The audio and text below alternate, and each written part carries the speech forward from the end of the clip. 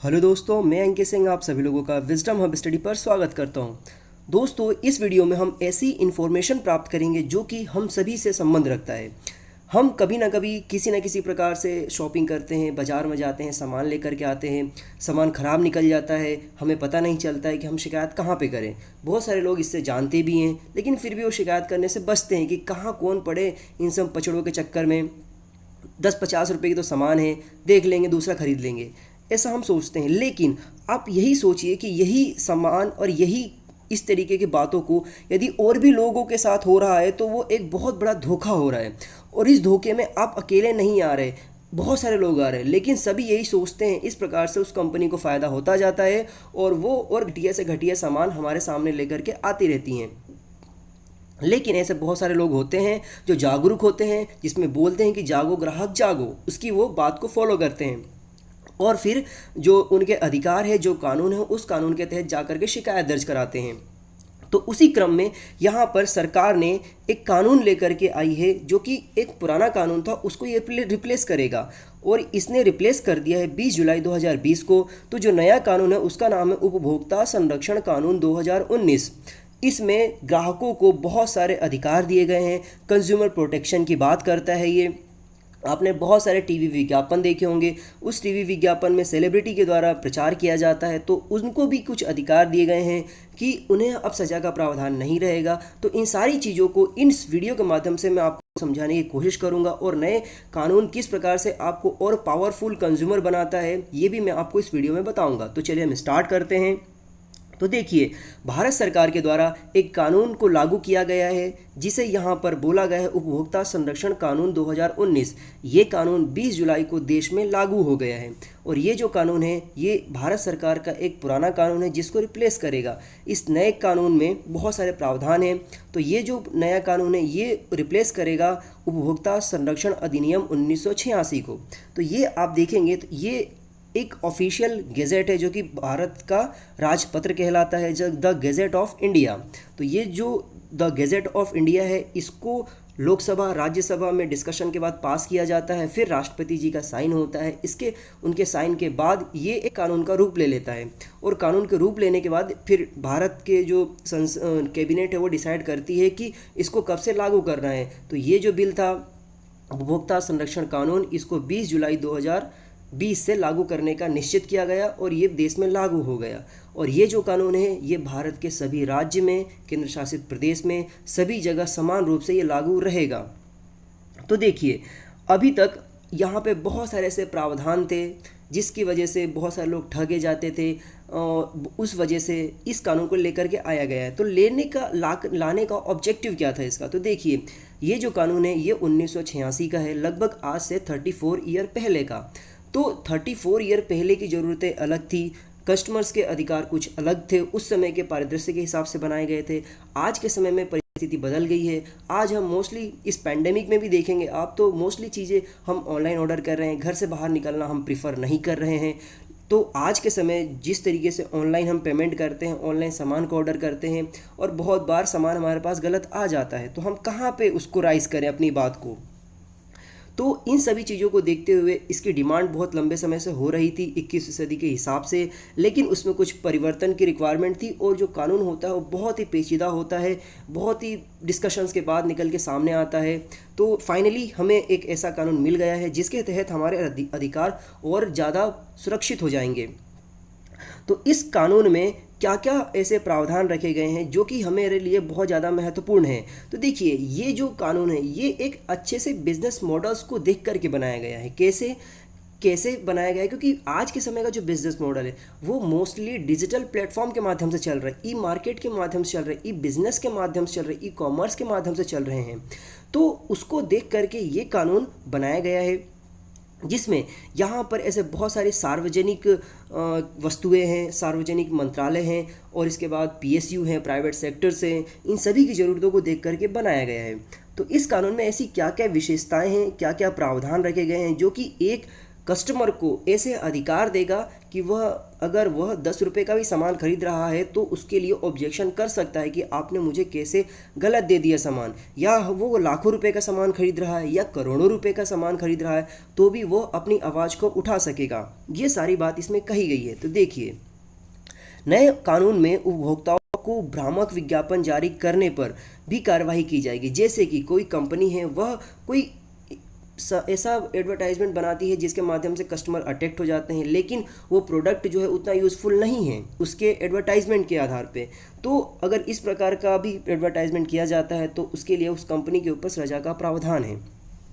फिर इसके बाद उपभोक्ता देश में किसी भी कंज्यूमर कोर्ट में जाकर के मामला दर्ज करा सकेगा। जैसे कि एक व्यक्ति है, वह मध्य प्रदेश में रहता है, वह जाता है उत्तर प्रदेश घूमने के लिए, वो वहाँ से सामान खरीद लाता है और फिर नौकरी कर रहा होता है वो कर्नाटका में, तो वो कर्नाटक में चले जाता है नौकरी करने के लिए।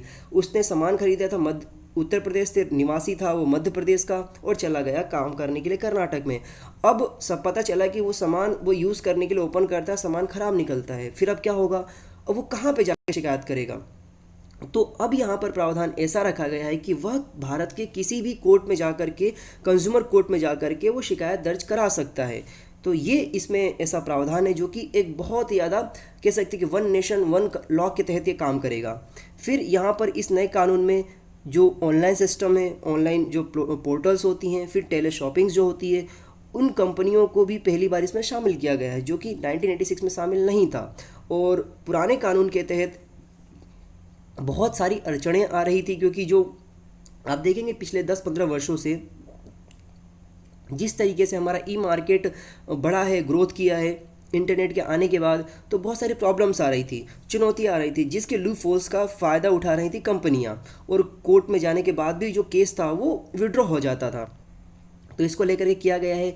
फिर खाने पीने की जो मिलावटें होती हैं उसमें भी कंपनियों पर जुर्माना लगाने का प्रावधान और जेल का भी प्रावधान किया गया है, क्योंकि जो फूड इंडस्ट्री है और रेस्टोरेंट इंडस्ट्री है, ये भी एक अपने आप में बड़ा इंडस्ट्री बन चुका है। फिर यहाँ पर जो ये प्रावधान किया गया है कि यदि कस्टमर और जो यहाँ पर प्रोवाइडर है, उन दोनों के बीच में कोई डिस्प्यूट होता है तो वह एक मीडिएशन सेल में जा कर के अपने डिस्प्यूट को रिजॉल्व कर सकते हैं, बातचीत करके सॉल्व कर सकते हैं बिना कोर्ट में जाए। तो ये भी इसमें प्रावधान किया गया है अर्ली स्टेज पर। फिर यहाँ पर PIL या फिर जनहित याचिका अब कंज्यूमर फोरम में फाइल की जा सकेगी। पहले के कानून में ऐसा प्रावधान नहीं था, मतलब हम कंज्यूमर फोरम में जा सकेंगे बिना कोर्ट में जाए पहले ही।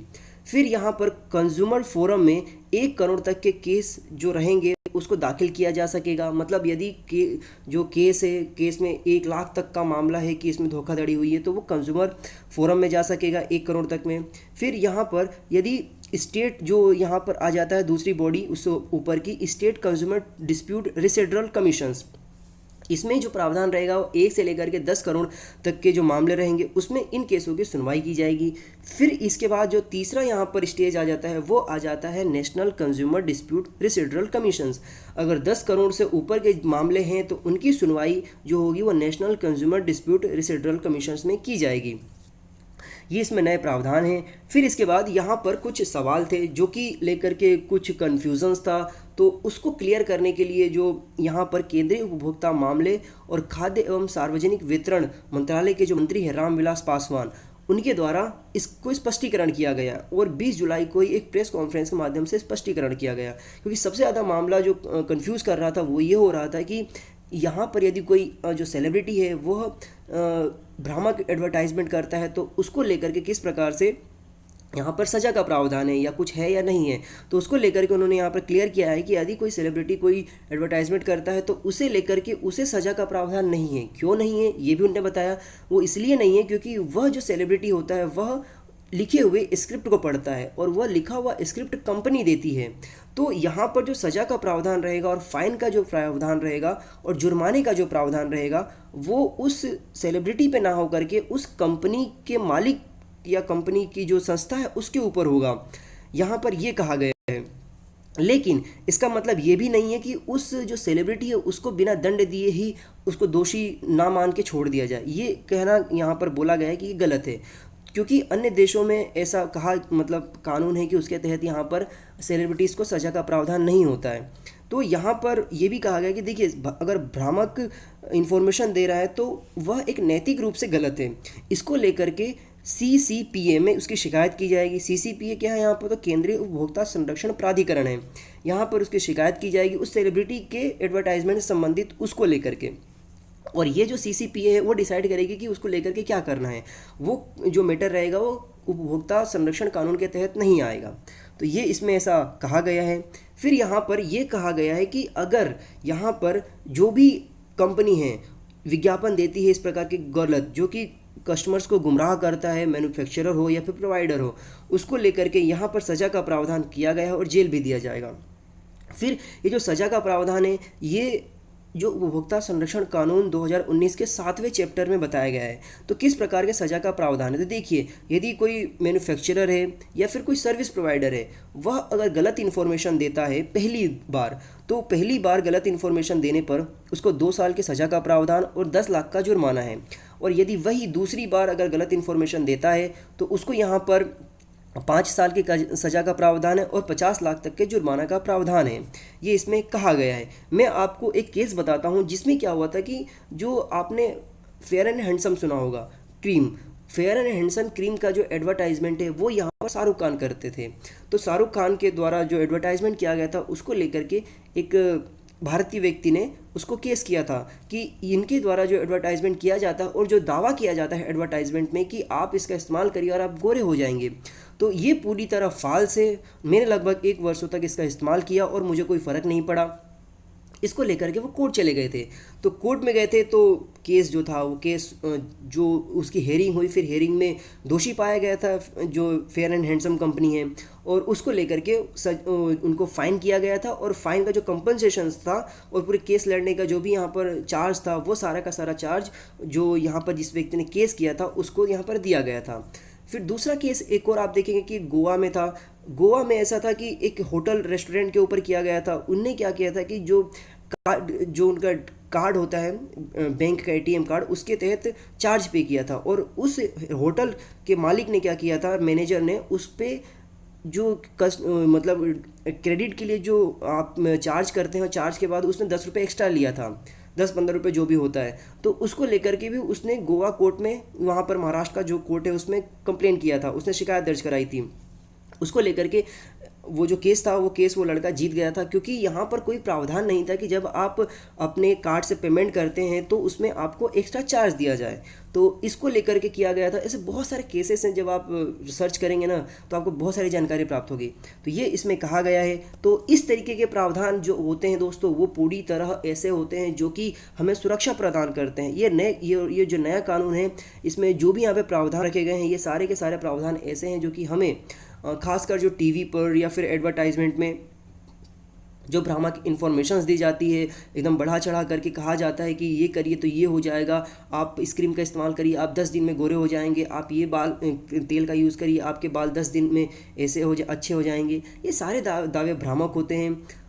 इन सारे भ्रामक दावों को लेकर के बहुत सारे लोग सोचते हैं क्या है, कौन पड़े इन कानूनी पचड़ों के चक्कर में, कुछ होता नहीं है।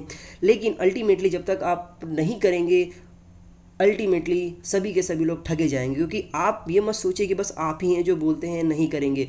बहुत सारे लोग हैं, 130 करोड़ जनसंख्या में मुश्किल से 10% लोग ही होंगे जो हिम्मत के साथ ऐसे शिकायत दर्ज करा पाते हैं। शिकायत दर्ज कराने की जो प्रोसेस होगी, यदि आप समझना चाहते हैं कि किस प्रकार से शिकायत दर्ज करा जाती है, तो अगर मुझे इसका पॉजिटिव कमेंट मिलता है कि हाँ उसके लिए वीडियो की रिक्वायरमेंट है तो मैं बताऊंगा। अदरवाइज़ मैं मान के चलूँगा कि आप लोगों को आता है और आप लोग सर्च करने में कैपेबल हैं। तो ये वीडियो मैंने आप लोगों के लिए बनाया था खासकर जागरूकता को लेकर के, और इस प्रकार के अन्य वीडियोस को प्राप्त करने के लिए आप मेरा यूट्यूब चैनल को सब्सक्राइब कर सकते हैं। अगर आपका मन करे तो आप इस वीडियो को शेयर करिए ताकि और लोगों के पास इन्फॉर्मेशन पहुंचे। मेरा जो फेसबुक पर पेज है अंकित सिंह अनअकैडमी, यदि वहां पर आप इस वीडियो को देख रहे हैं तो इस वीडियो को अन्य लोगों के पास ज़रूर पहुँचाएं, क्योंकि ये बहुत ज़्यादा महत्वपूर्ण है ये वीडियो, क्योंकि यह हमें अधिकार देता है। चलिए फिर से मुलाकात होगी अन्य प्रकार की इन्फॉर्मेशन के साथ। Have a good day. जय हिंद, जय भारत।